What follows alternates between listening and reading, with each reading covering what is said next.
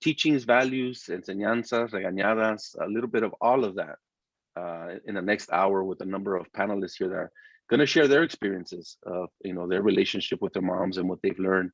And so we're going to go ahead and get started. I do want to acknowledge that there's folks that are logging in that will be joining us in a few minutes. This session is being recorded, so it can be made available to those of you that are interested. It is being live streamed via Facebook, but want to acknowledge all of you for taking time to join us this afternoon. Again, I'm Osvaldo Azi Cruz with the National Compadres Network. Thank you for making time to join us on our Sacred Manhood Initiative.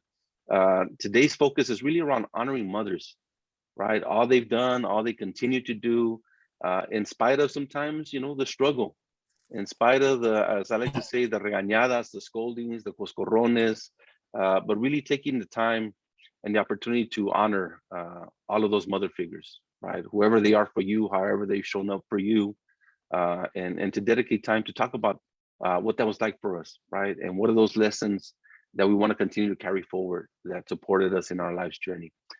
So with us, there's a number of folks here that I want to introduce. I'll state their names, but I'm going to also allow them an opportunity to introduce themselves so you get to know who they are. With us is Maestro Jaime Molina, Maria Figueroa, Mario Osuna Sanchez, Citlali Jimenez, and Armando Lawrence.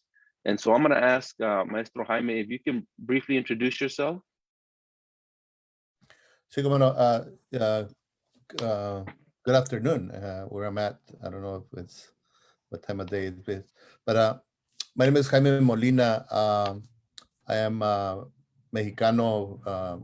I was raised in Ciudad Juárez, Chihuahua, and that's where my heart is, or my intention is today, porque that's where my mom raised us as little kids. And so I'm son to Maria Blasa Molina.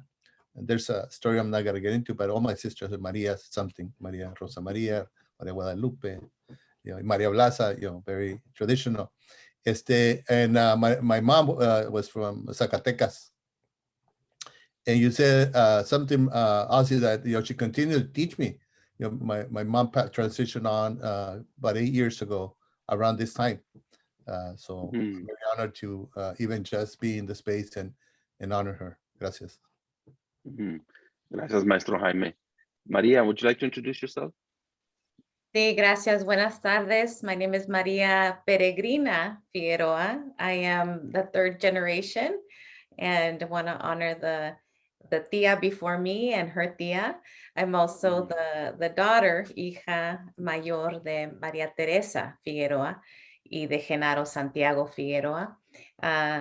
Señor Jaime, mi mamá también es de Juárez, Chihuahua, and my dad is from Tijuana, so we're fronterizo families with roots in Zacatecas and Jalisco. I'm also the mother to Cuauhtemoc Victorio and Esperanza Tonancin, y muchísimas gracias por la invitación today and for remembering our first home and our first nation as mothers. So gracias por la invitación. Gracias, María, y bienvenida. Mario, you want to introduce yourself?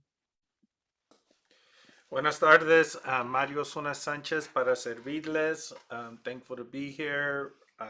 Hijo de Margarita Osuna Sánchez, de Gavino Osuna, and really proud to be the son of, also from Padres de la Frontera. Both my parents were born and raised in Mexicali, right on the border, and with roots in Sinaloa. All my abuelos coming from Sinaloa. Blessed to be husband to Blasa Osuna, Blasa Barons Osuna, who is the mother to my 3 children, Miguel, Ileana, and Alejandro. Also grandfather to Juliana Marie, whose birthday is this week coming up. So we're excited to be able to honor our granddaughter. And just, I think I stand on the shoulders of my mother. And I think if it wasn't for my mother's strength and her ability to do everything possible to keep her kids alive, I don't know where I would be today. So very, very humble to be here representing Margarita, and really proud to be her son. Gracias, Mario. Bienvenido. Citlali, you want to introduce yourself? Thank you, Ozzy. Buenas tardes, everyone. Happy Mother's Day. Feliz Día de las Madres. I am Citlali Yaritza Jimenez Bustos. I'm a Chicana from San Jose, California, daughter of Adriana Bustos, who grew up in Ococlan, Jalisco. She is the oldest of 12 women. So I definitely come from a big matriarchal family, a lot of women who have passed on amazing teachings. And while I'd love to name off everyone, I would be here for hours if I did. So I do want to take that time to honor them, and be able to show the teachings that I carry from all the beautiful women in my family. I'm also a new mother to Luna Mia Ariola Jimenez. A beautiful baby girl blessed us as a New Year's baby this year. So this year has definitely been filled with lots of new lessons. And it's definitely something that's brought even my relationship with my own mother a lot stronger, a lot closer together because of it. So I'm really grateful to be able to be here and share that too with everyone, because I'm here learning as a mom, and also just really grateful to be able to honor all the beautiful women in my family. Palabra. Thank you, Citlali. Bienvenida, welcome. Armando, you want to introduce yourself? You're muted, Armando. Armando, you're muted. There you go. Sorry, I'm really off today. I'm off balance today. I rushed to get here and get on the laptop and all those good things. But buenas tardes. Mi nombre es Armando Enrique Lawrence Jr. Originally from Boyle Heights, East Los Angeles, Monterey Park, and now living in Chino, California. Soy el hijo de Armando Romo Lawrence and Olivia Vargas Lawrence. My mom was, like me, also born in East Los Angeles, pero mis abuelos, my mom's parents are Manuel Vargas from Chihuahua, and my abuelita Margarita Muñoz Para Vargas from Valle de Cosa, Zacatecas, and my dad's from Sonora. And it's un placer y honor to be here with all of you. Thank you, Armando, and bienvenidos, welcome. Thank you, relatives, for introducing yourselves in such a beautiful way. I too want to acknowledge my family. Again, my name is Osvaldo Cruz Caro Dueñas, but known as Ozzy across many communities, son of Jose Javier Cruz and mi visita, mi querida ma, Maria Carmen Caro Dueñas, who is retired now in Jalisco, in a small town called Huachinango, Jalisco. Both my parents were born there, and as you were mentioning, Citlali, about your mom and being a part of a large family, my mom is the oldest woman in a family of 12. And so as I was thinking about that, I think about, man, wow, what is, I'm the baby in my family, right? So maybe I was a little spoiled. Maybe there were second chances given. Quien sabe, we'll find out throughout the episode. But I think about, wow, what is that responsibility, right, of having many other siblings, and in addition to that, forming your own family, right, and the many roles that oftentimes mothers play, that we forget, that no más, it's not just moms being moms, but moms being siblings, relatives, tias, as Maria was mentioning. And so with that is I want to bring in that spirit of motherhood and all of that our moms have done as traditionally the caretakers, the nurturers in our lives, and to ask us to, if we can, to begin to share some reflection on what is one of that lesson, that value that kind of resonates, potentially has carried us, supported us, is that through our lives, that is directly tied to what we learn from our moms, and recognizing that sometimes, those lessons come with lots of love, and sometimes that love looks a little bit differently. And I say that before asking anyone to share your response, that I know that how my mother expresses love is different than other moms, and maybe you'll see some similarities in that. My mom never said "I love you" to any one of her children, and I don't believe it's because she doesn't love us or didn't love us. I believe it's just because she probably expressed it differently, and those words kind of didn't come out naturally. But I do know that in my mom's house, the way she expresses love is through food. And so when she says, mijo, son, you know, how many enchiladas would you like? And I say 4, she serves me 7, right? And when I'm done with that plate and I say, Mom, ya estoy lleno, I'm full, I'm done. No, mijo, ahí te va. Here's a little bit more, right? And so I recognize that the expression of love looks differently, right? And even though my mom to this day, at the age of now 42, doesn't say it in words, she says it in actions, right? And I recognize that I struggle too to say it in words, but I demonstrate it in actions, you know, in abrazos, and now in this modern world, and ¿Cómo está, ama? How are you doing via text, right? And so I want to open up the floor for anybody here who care to share, you know, with us, you know, what's one of the lessons or values that you learned from your mom that you'd like to share with our audience? As I like to say, not all at once, relatives. I'd like to share, Ozzy. Go ahead, So Cecilia. thank you. For me, the value I carry most from my mom is that she's so giving. She's the person where I know if someone were to compliment her shirt, she would offer it to them. And it's just so beautiful to see how giving she is, because like if anyone needs help, if anyone is offering like needing of consejo, she's the first one to give that, and with no hesitation. And I've seen that be very beautiful, and I've also seen that hurt her as well. And when I see that, I just feel so proud of how giving she is. And I want to be able to do that. But I also want to be able to teach her how to be a little less selfless, so that she can care for herself as well. So it's a beautiful teaching, and I value it so much. But I also hope that she can learn to, you know, give herself a little bit of that self-love. But yeah, I strive to do that every day as well. And I hope to carry that on even to my own daughter. Yeah. Thank you for that, Citali. Beautiful. As you were sharing, it reminded me that my suegra, Maria de Jesus Aguilar, rest in peace, was like that. She was a very giving woman, and because I wasn't raised necessarily with seeing many individuals do that, I always wondered, you know, how do you get there? How do you give so much of yourself that sometimes we forget that we need to keep some of that for ourselves also, right? But thank you for bringing that up. And so, want to invite any of the other relatives who care to share. If I may, and before that, I apologize to my wife, porque you know my wife is actually the hero in our lives, and so Ramona Linan Marquez, you know, she's the cornerstone of our familia, and I owe most of my life to her as well.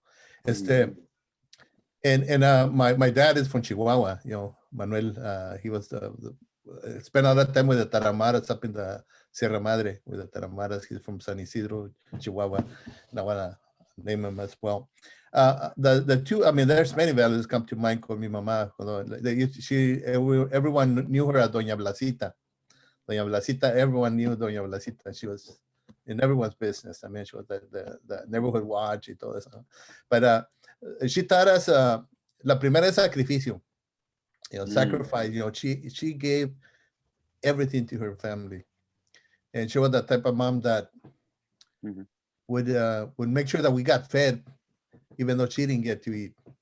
And some of us, you know, remember that story in so many ways. And I don't apologize for getting emotional, but I remember her so many times, more than I can count. Cuántas veces she went without sleep, without food, without clothing, because she would give it away to her kids and to everyone in the neighborhood.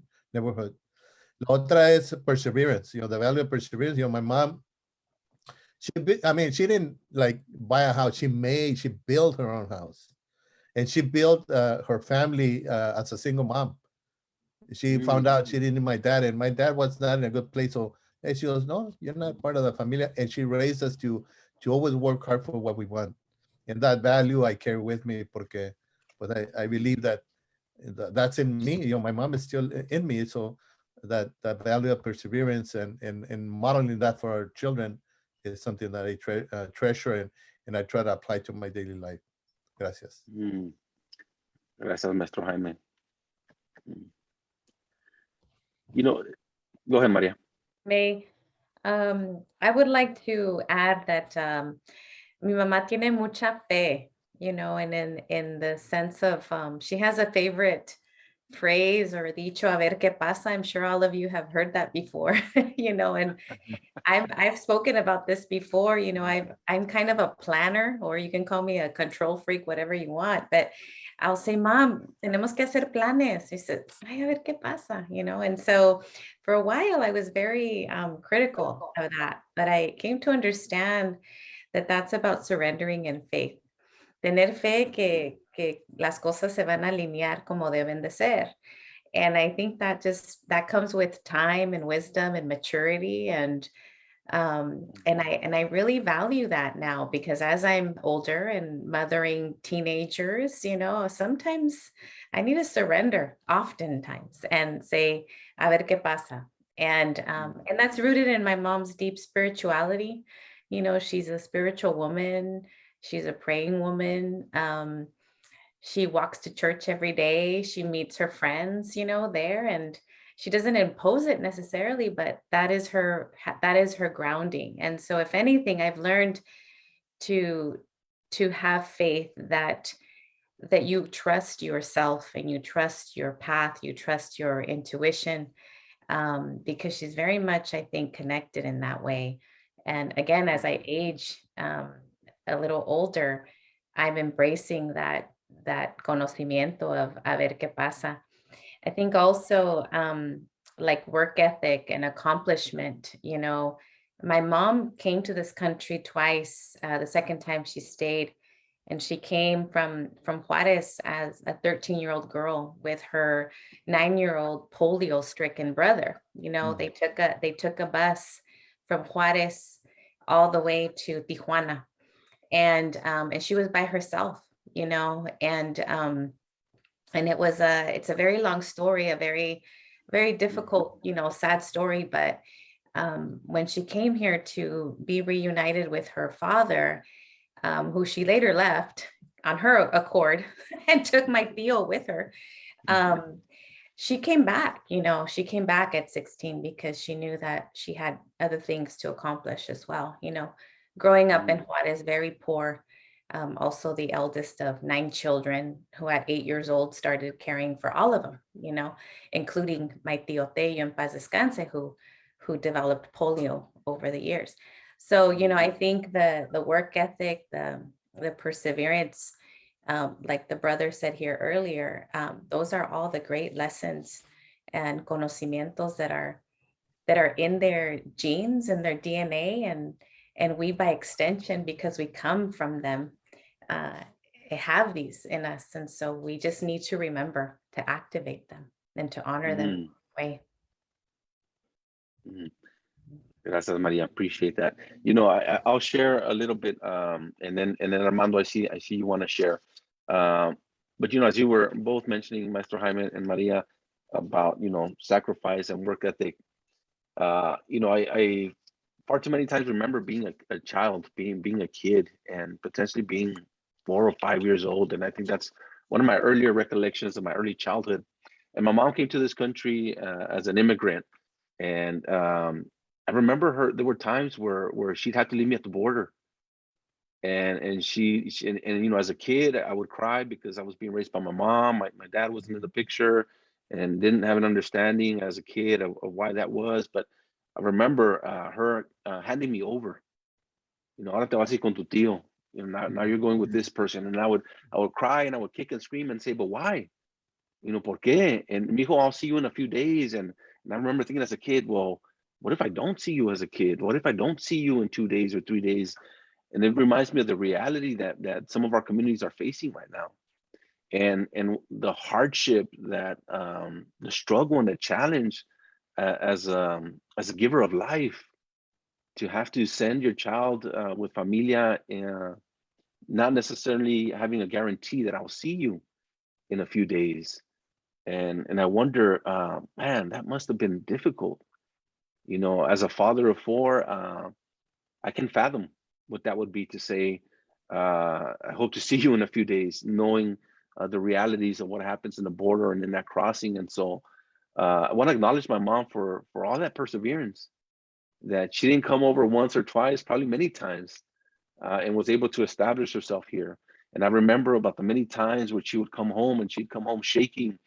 And as a kid, I didn't understand, and later came to understand that that the fabrica, the place in which her work was taking place, was raided by ICE, and that there was a strong potential that she wasn't going to make it home. And so take this opportunity to thank her for never giving up, in spite of the challenges, in spite of the hardship, and those efforts to separate families, that la tengo presente, and that she's still here with us. So wanted to acknowledge my mom in that way. And pass the palabra over to you, Armando. Thank you, Ozzy. I think I beat Jaime in that I'm probably the oldest one here. So I'm pretty sure I'm older than Jaime. And so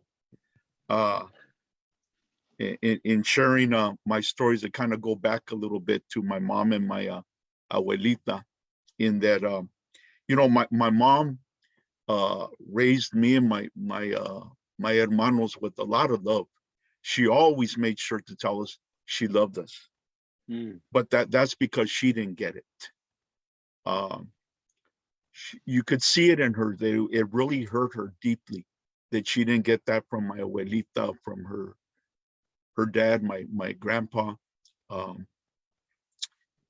so my mom struggled with that. So even though my mom always showered us with palabras that I love you, mijo, I care about you, she was in therapy. She was trying to learn how to become a better human being, and that was, I'm talking about like in the 60s and 70s.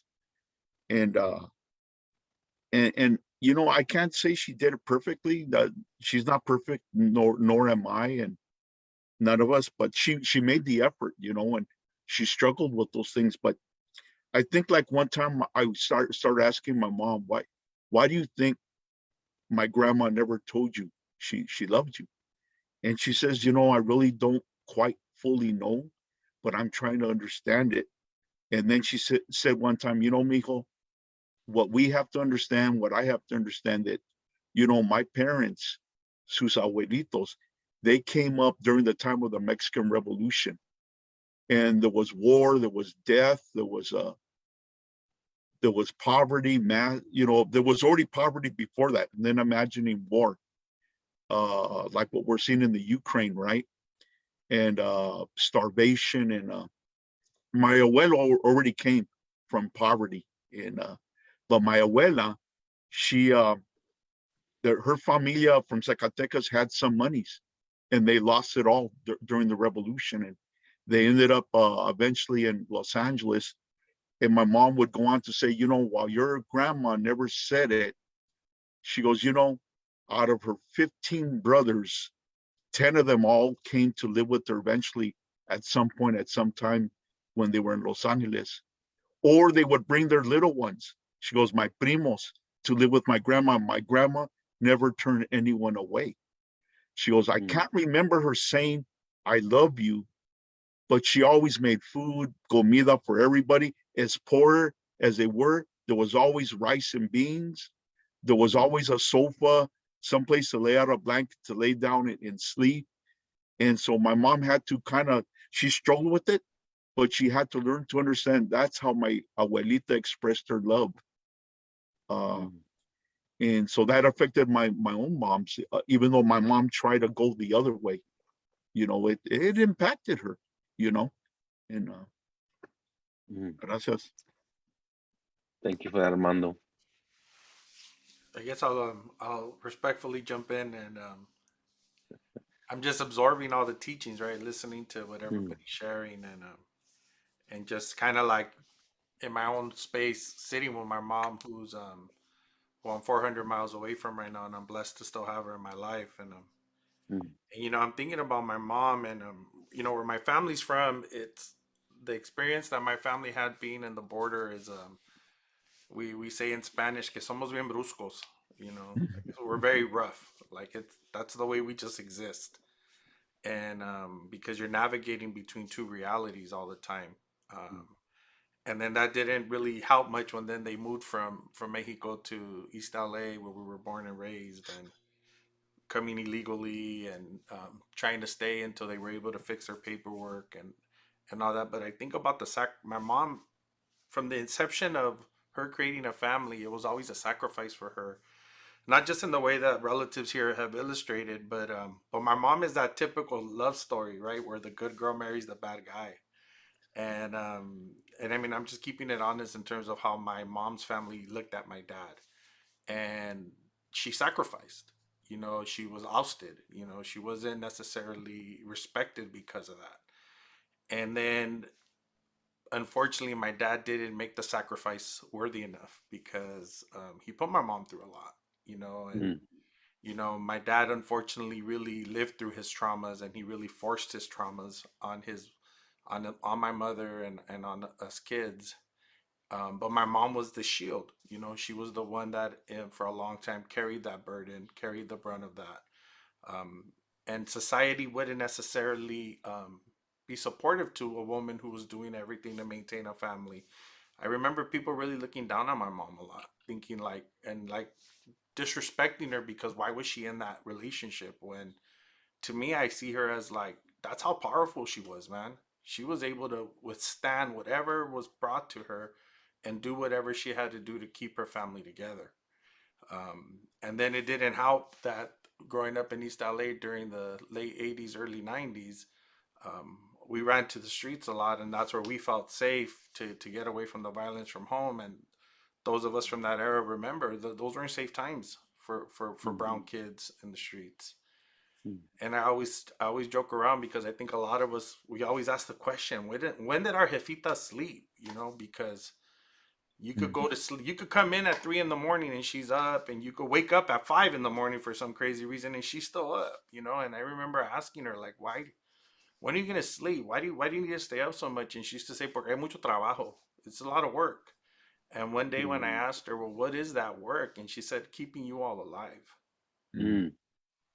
Because in her mind, she had to do everything possible to ensure that her kids were gonna have a life that she dreamt for them, that she prayed for them. My mom wouldn't say, a ver qué pasa. My mom would say, si Dios quiere.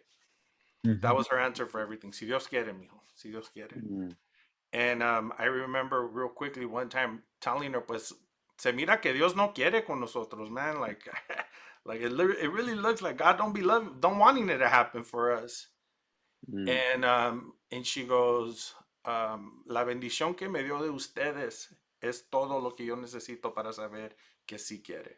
Because my mom looked at us as her blessing. Like, that was the biggest blessing she's ever had in her life. And so that strength, that real deep strength to do whatever you had to do to ensure life was going to be possible for your children, was really powerful for me to witness from a young age, and to still see it in her to this day, to still see it in her as a 71-year-old woman. Right now, my mother, I've been praying for her. She just had surgery last week on her hand, and you know, and she's going through this process of healing, and just knowing how strong she is, and knowing that I have a blessing of having this woman, even if it's through FaceTime, right? That I could love on her, and sometimes get frustrated with her, sometimes kind of not know how to deal with her, but never ever regret the beautiful connection I have with my mom,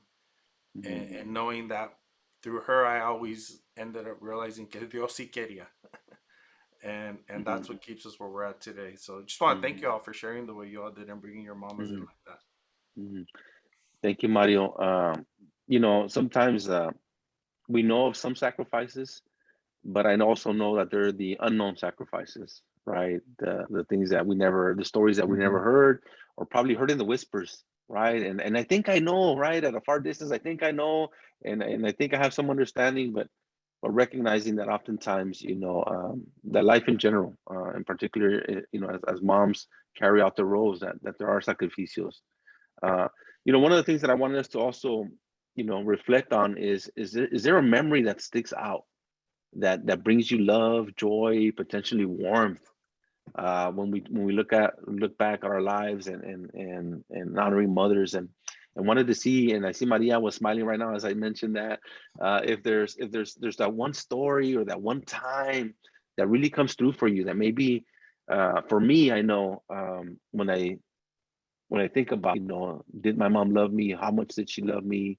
When did she not love me, right? Because of the frustration or the reality of raising a young man on her own.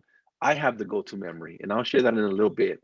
But I want to invite all of us here just to share that. If you have that one go-to memory that you cherish in reference to honoring your mom, I invite you to share that with us. If I could this time jump in first, just real quickly, I'm gonna let people share the memories the way they have them, but I want to encourage people to have it in their heart that we're still creating memories. And I Mm, say that because my mom is teaching me my mom's in her second life right now. And when I look at my mom now and I see how happy she is, my mom's engaged right now, and she's preparing a boda, and woo, she's getting married at iglesia, and like every conversation with her, I really soak it up. I soak it up, and I realize, I get all these memories that are now being created of knowing that these are going to be the things that really are going to carry me when my mom transitions over one day, is mm, knowing that she is living her life even in her 70s, and able to demonstrate to me how you can continue to transform yourself, and mm, being really happy that she has a man who le lava la ropa, le limpia, le cocina. And my mom used to do everything for my dad even when they were divorced. mm, And to know that this man is taking care of my mom, and when I see her, she legitimately has a cheesy smile, and that's the beautiful memory I will carry with me, is to see her mm, in her happiness and know that I could continue to build memories. So I just needed to jump in and throw that out there just to give my mom that mm. shout out. No, appreciate that, brother. Thank you. Anybody want to share what that memory is for you? Sure. I got 300,000, pero I'll say that those that and I think we talked about it, and if you I'm thinking everyone can relate to that. Every summer, I mean, vivir here in the Central Coast, like in Watsonville, that's where I live. Pura verdura, fresa, and so every summer, my mom would always make sure that we went to work during the Mm, summer, and we thought that, oh, my mom really, but that was her way of teaching us. Y me decía, ¿cómo ven, muchachos? ¿Les gusta? No. ¿Qué prefieren, la escuela o aquí en el campo? Oh, no, no, la escuela, right?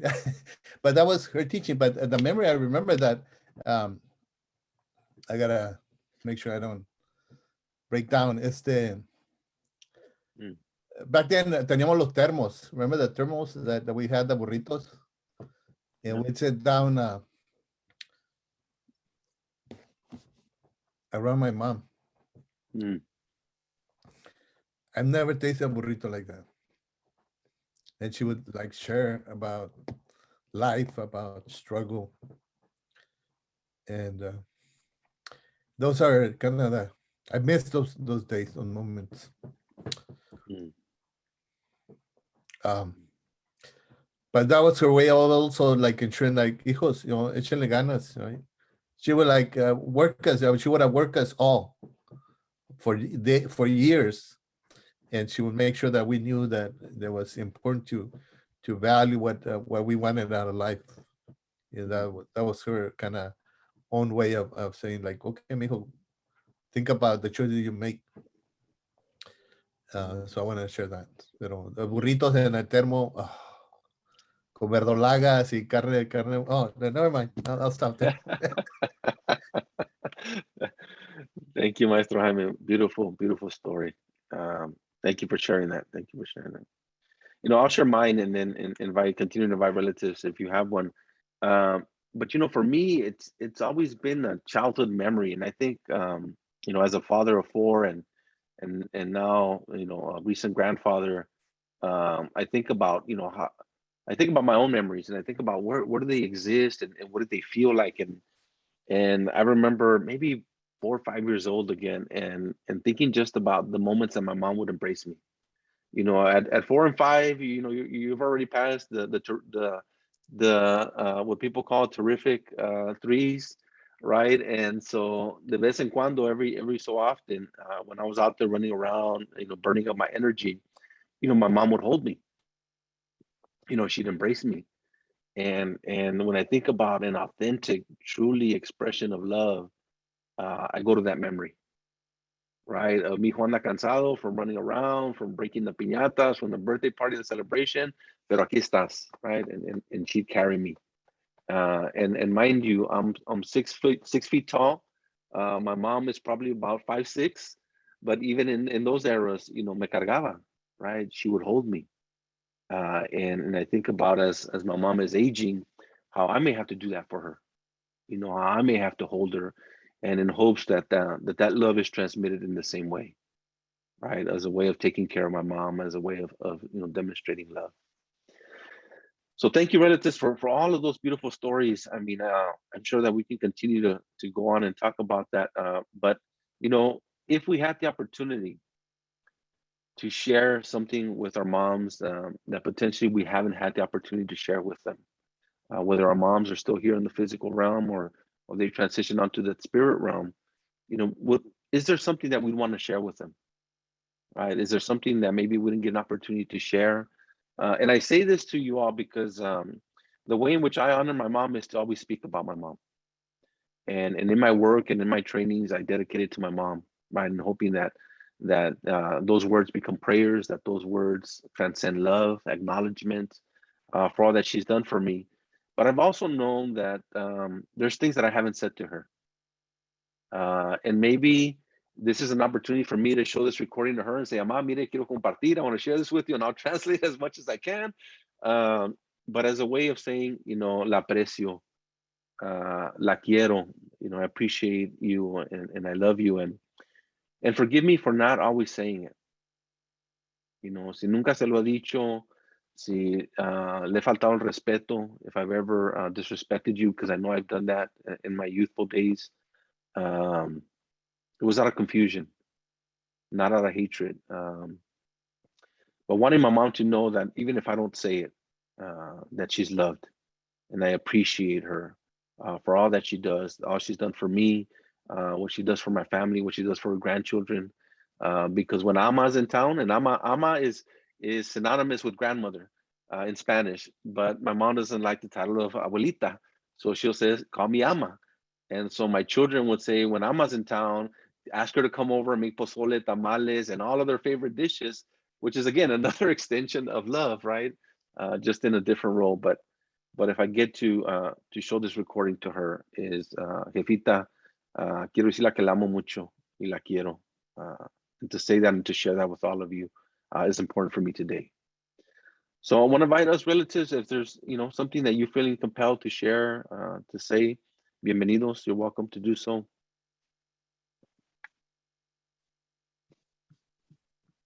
I'll begin, if I may.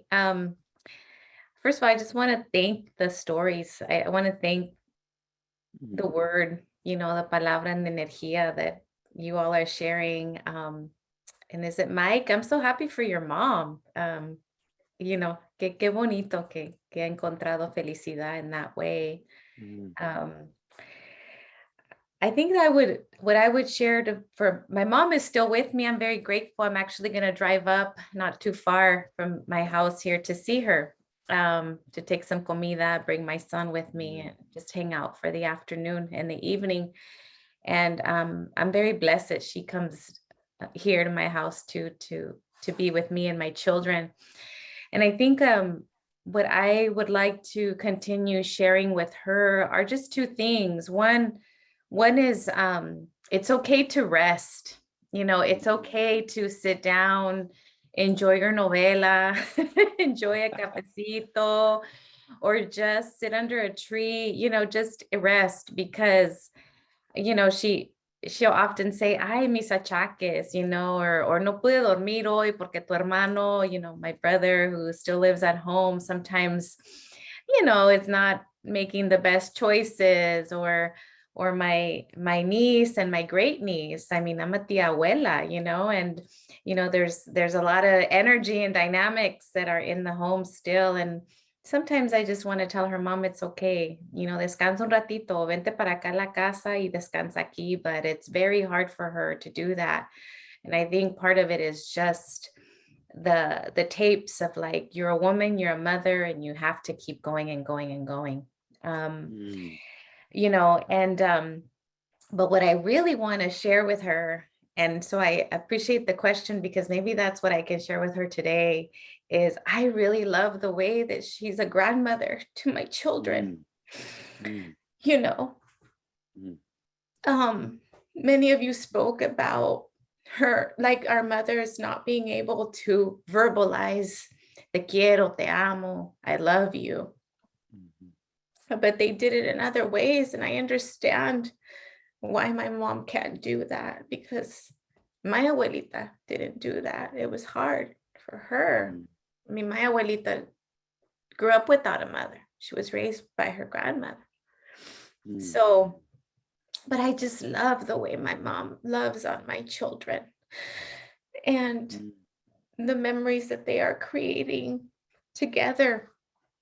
My daughter watches novelas with her, and sometimes they're not the most appropriate, pero pues ni modo, ni modo. You just kind of have to let it go. And they talk at the TV together, and they call her Nana, and she says, well, when's Nana gonna come? And I want pozole también, or unas tortillas de harina. My daughter and I will make tortillas de harina, una capirotada around Lent time. So, and my mom says, I love you to my children. I just really want to thank her for that, and for demonstrating that in turn, she's loving me. In turn, she's loving me that way too, because they're an extension of her as well, and that she's loving herself. So I really hope that I can continue to, or at least tell her that. And if I'm not already, but make it like sort of an intentional act to do that. And always have those conversations of gratitude, of gracias, yeah. Gracias, Maria. Thank you. Thank you. And we're not going to get into the discussion of whose pozole is better than whose. They're all great. They're all great. But appreciate you sharing that. ¿Alguna otra persona? Go ahead, Citlali. I can share. Thank you, Maria. You have me all tearing up, Maria. Everyone has me tearing up. I'm over here trying to really sit in what everyone is sharing, because they're all very beautiful teachings. And, it just makes me think a lot about my mom and what she's taught me. I'm very lucky to still have my mom. She's actually downstairs while I'm doing this webinar. So I'm definitely going to go give her some love after this. I'm lucky enough that she's here to support me and like taking care of my little baby while I get to work. So I'm grateful for all that. I think if I were to share, well, what I am going to share with her is that I'm grateful for her being so stern in wanting me to learn cooking and cleaning and, embroidery and knitting, because when I was younger, and even until most recently, I would always like be renegando, like, why are you having me do this? Like, my two older brothers get to go do what they want while I'm over here making tamales, or I'm over here like helping you clean the table. And it really took me a long time to realize that those were very important lessons she was teaching me, that she has taught me. And, there was actually one day where I had a serious talk with her, about, I don't think it's okay that my older brothers don't have to do this, but I'm carrying the responsibility of, when we have house parties with our family, I'm the one that's having to carry a lot of the weight of planning this, of doing all of this. And, she told me that as a woman, it's not fair that we have to do this. It's not fair that it is our responsibility. But she was teaching me all this, and she was giving me this responsibility because as a woman, it is harder in life. She was like, you're going to struggle. You're going to have people who are going to want to push you down and not let you do things. And I need you to know at the very least how to take care of yourself so that you can succeed. Because if you don't know all these things and you are dependent on another person to do them for you, it's going to be a lot harder for you to be able to accomplish what you want to do in life. Your brothers, I know this isn't the right way to think, but your brothers can, as men, move a little easier. But for you, if you're struggling with taking care of yourself, it's going to be a lot harder on you. And, I carry that with me because, I'm so grateful that she taught me all this. I can make so many things with my hands that, I see my brothers wanting to learn to do now. And I learned at a much younger age. So, and, with having all these lessons, like I see myself filling in her shoes as, she transitions on. So it's something that I value so much, and that, I want to be able to fill in those shoes for. I know it's not going to be the same because there is nothing like my mom's pozole or my mom's tamales, but I hope to carry on those recipes and carry on her signature knitting technique and everything. So I do want to take that moment to thank her for all that, because I know she doesn't hear it often from me. And if anything, she heard those rezongadas like more often than anything. So I do want to thank her for all of that. Palabra. Palabra. Thank you, Citlali. Wow. So many beautiful stories and lessons and values in that. We're getting close to the hour, and I want to offer space for anyone who cares to share if you haven't shared, and if there's something you really want to get out there that for your own well-being, to acknowledge your mom, to give gratitude, and also to those that are listening to us. Maybe there's something that we share today that they take with them, right?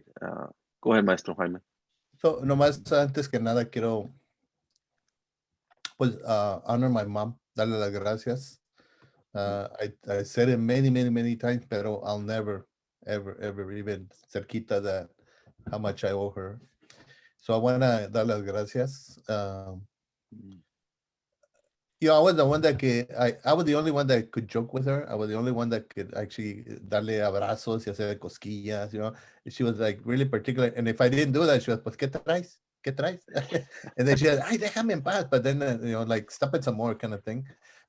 So I missed that. So I les encargo, Citlali, Maestra Maria, do that for your mom, please. Hug your mom for me. And if you have your mom, love her, please, for us. Gracias. Thank you, Maestro Jaime. And if I could jump in, my dad passed away almost 5 years ago, and during the when we were all gathered at the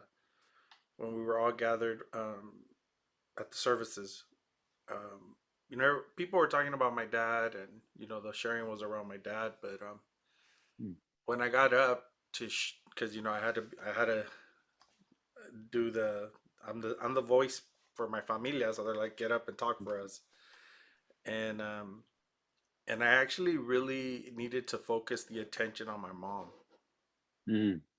And I really looked at her, and I wanted her to understand how grateful I was for the example that she gave us, because my parents were separated a couple years before my dad passed away. They were separated from their second marriage to each other. That just shows you the complication. And my dad had been diagnosed with dementia, so pretty much my dad's lost a lot of his capacity very quickly.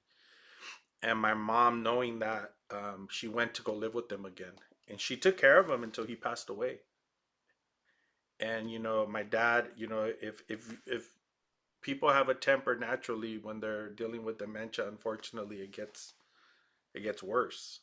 And my mom dealt with that for almost 2 years of just taking care of this man who really she had no more obligation to take care of.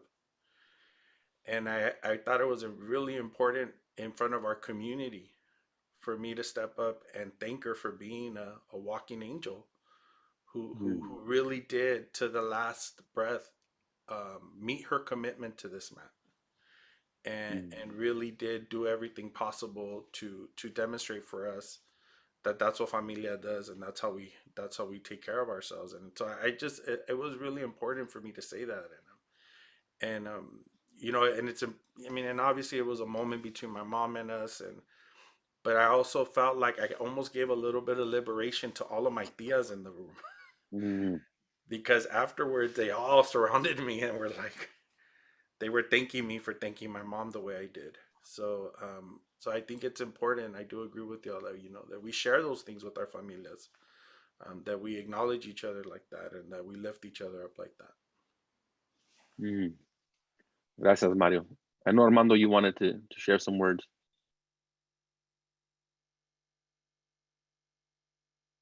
You're muted, Armando.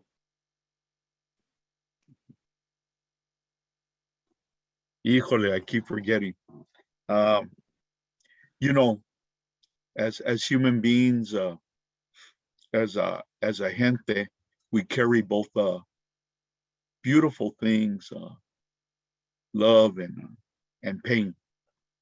It's part of life, and it is the beauty that helps us to heal that pain, that helps to carry us, to take us forward.